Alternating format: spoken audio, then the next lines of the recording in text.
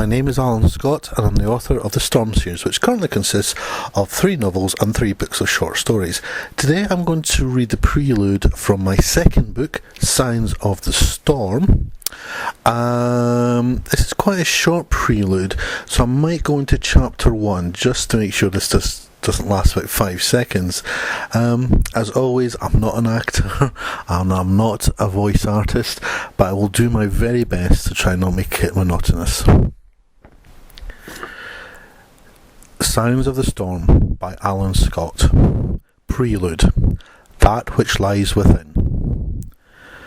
The creature slowly dragged itself out of the cold, dark water where it had hidden for the last 2 days and nights. Badly hurt, it needed time to recover and a place to hide from the hunters. The cold water had sapped its strength and drained it of its ability to heal quickly. Hence, the now desperate need to get to dry land. Dry land. With the rain falling from black, heavy rain clouds which hid the moon, the land could hardly be called dry. A gentle smile spread across its lips at the irony. The creature dragged itself into the cover of sparse trees and collapsed. Even its iron will and constitution was starting to give out. No, it snarled. It would not lie down and die. It carried on, slowly crawling forward until, yes, there it was, the scent of blood. After a moment's hesitation, it made its way as fast as it could towards the source of the scent. It desperately needed to feed. A slow and painful half an hour later, it found the torn and mangled body, the man's useless sword lying next to him. The creature sniffed the air and listened.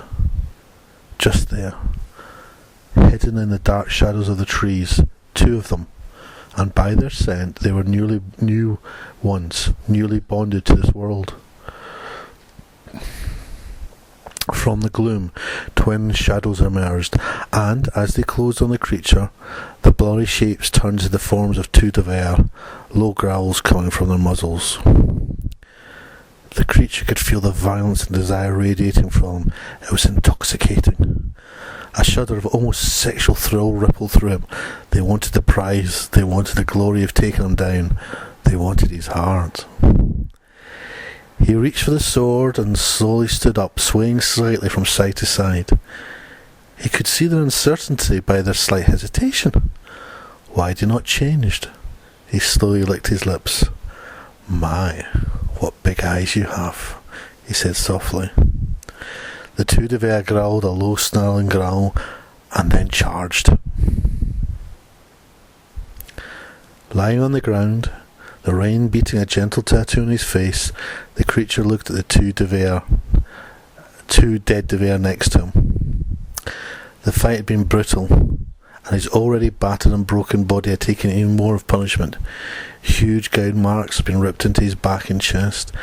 His right leg was badly broken and mauled. However, a smile of success spread across his face as he raised both of the dead Devere's hearts in his hand. He quickly wolfed both down. He could feel the strength returning. He could feel his body start to knit itself back together.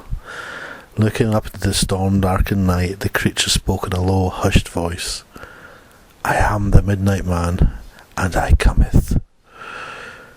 The Midnight Man smiled as he felt Nathaniel's anger and heard Redclaw's howls of frustration echo via their linked souls. Soon, my friends, it will be my turn to stay and enter the light for good. Redclaw's howls doubled in ferocity and frustration. Chapter 1. A Light Zephyr. The time now is 6 months later. He walked slowly to his table. It hurt if he moved too quickly. Placed the plate with his evening meal down next to the bottle of wine, sat down and looked around the room. It was a nice room. Everything was in his place. The room in his house might not be that grand, but it was his, a little 2 up and 2 down. Downstairs was his main room, where he was now, and the utility room used for storage. Upstairs were 2 bedrooms. He looked at his plate and, picking up his spoon, pushed the stew around. A sudden thud at the door made him jump. His heart fluttered wildly. After a few seconds, he realised nothing was going to happen, and he settled back down. Looking dejectedly at the stew, he pushed the plate away. His life had been perfect 6 months ago. Then he had gone and died. His friend, his soulmate, and his lover, Jack Sorensen, had died and left him alone. Samuel hung his head in his hands. 6 months seemed a lifetime ago. With the death of Queen Alexandria, there had been a mass outpouring of grief here at the main city of Idris. The grief was partly offset by the happy news that Kathleen was safe and married. However, as always, the whispers had started, the fingers had pointed, and anger rose. Why was she not properly protected? Where was our bodyguard? Whose fault was it? Where did the blame lie? Samuel marvelled at how quickly the anger rose up to a mob mentality. Captain Hughes was doing his best to keep control, but something sinister seemed to be working against him and driving the mob. Strangers were appearing and fanning the flames of discontent. It did not take much for people to turn on each other and apportion blame. His stall was attacked, his wonderful stall, where he bought and sold cloth and clothes. That's how he met Jack. Samuel thought with a smile. Jack had come to his stall to peruse his wares. They'd got chatting, and that, as they say, was that. Samuel's smile turned to a frown as he remembered the events of this afternoon. People had walked through the market, knocking things over and pushing people around. When they had arrived at his stall, the leader, a small, plain woman, started to scream, "There he is, that natural piece of filth! If it was not for him corrupting the Queen's bodyguard, our beloved Majesty would be alive today." He had been too shocked and terrified to speak, and just stood there, struck dumb. See? See? He does not even deny his unnatural tastes, the woman screeched. "Get him! Purge him!" The mob surged forward, smashing the stall, beating him. He had done his best to defend himself, and luckily the guards had quickly appeared and broken up the mob, helping them disperse with their clubs. He had rose slowly. The world seemed to be spinning, and his body ached painfully. The sergeant of the guard, seeing him upright, spoke. "You're Jack Sorensen's friend?" "I am," said Samuel defensively. "We'll get you tonight, you filth!" screamed the woman who had led the mob from across the market square. "Would someone shut that bitch up?" bellowed the sergeant. The woman quickly fled as four guards moved towards her. "Sorry about that," apologised the sergeant. "I knew Jack. He was all right. Strange, but all right.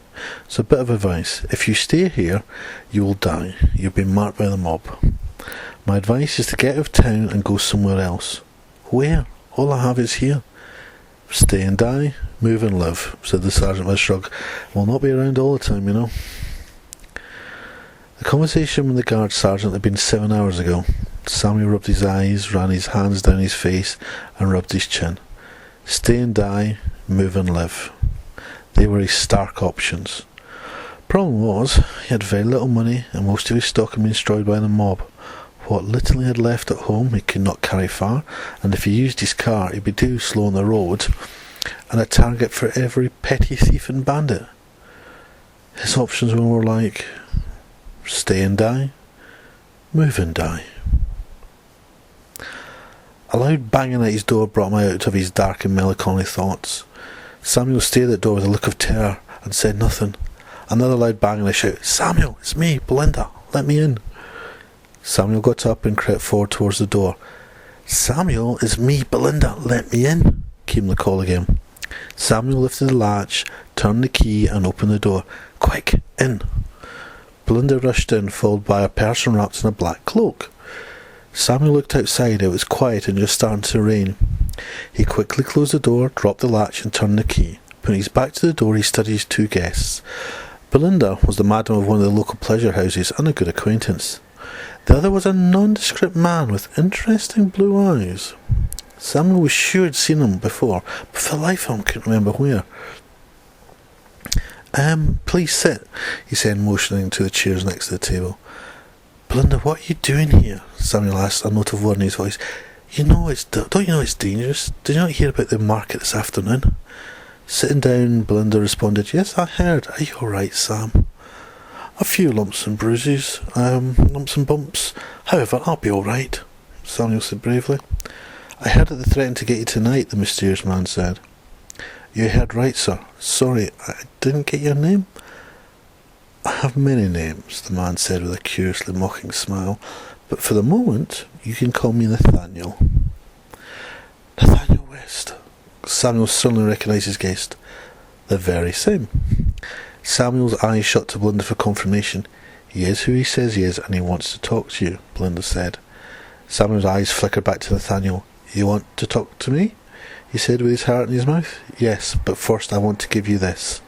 Nathaniel removed a cloth burden from under his cloak and placed it on the table in front of him. They were Jack's. Samuel opened the bundle, and inside was a sword, 2 throwing daggers, and 2 long daggers. I'm not a warrior, Samuel said gently. Never took you for one, replied Nathaniel. Jack has no family, so I thought I'd pass them on to you. I'm sure that's what he would have wanted. Thank you. Samuel ran his hands over the weapons, all that was left of his precious Jack. The bag of money hit the table with a mighty thud. We don't have time for reflection at this moment. You can do that later. Samuel's eyes were glued to the money bag. You will leave Idris and make your way to Deep Lake, where with the money you will set up a shop, continued Nathaniel. Why? The shocked Samuel asked, his eyes darting from the money bag to Nathaniel and back again. Nathaniel was quiet for a moment before he spoke. Jack was a friend, and I owe him, and I always pay my debts. You're not safe here, and the best place for you is Deep Lake, as you have a special friend there. Who? You will find out. There was a loud thud and the front door bowed slightly. Come out, you unnatural freak, a voice shouted. Another thud and the door bowed again. Knock the door down, a woman's voice commanded. Upstairs, ordered Nathaniel. Sam, don't forget the money, leave the weapons. Oh, what, right, yeah, okay. Grabbing the bag of money, Samuel followed Belinda up the stairs. Which one's your bedroom? Queried Belinda. This one. Right, in we go. Where is Nathaniel? Asked Samuel, looking back down the stairs. Nathaniel's doing what he does best, said Belinda softly, pulling Samuel into the room and shutting the door. They heard the front door being smashed open. I'm scared, said Samuel. Sheila sauntered in through the wreckage of the door and took in the room. A few of the mob filed in behind her. Who are you? She demanded the man standing in the far corner.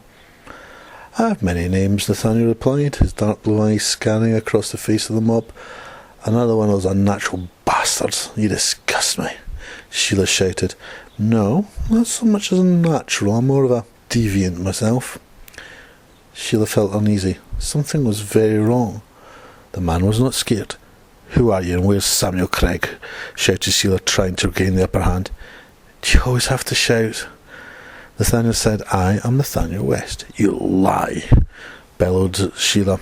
Nathaniel West is dead. Not yet, Nathaniel softly uttered while holding Sheila's zealot gaze. Sheila's unease and anger grew. Something was definitely not right.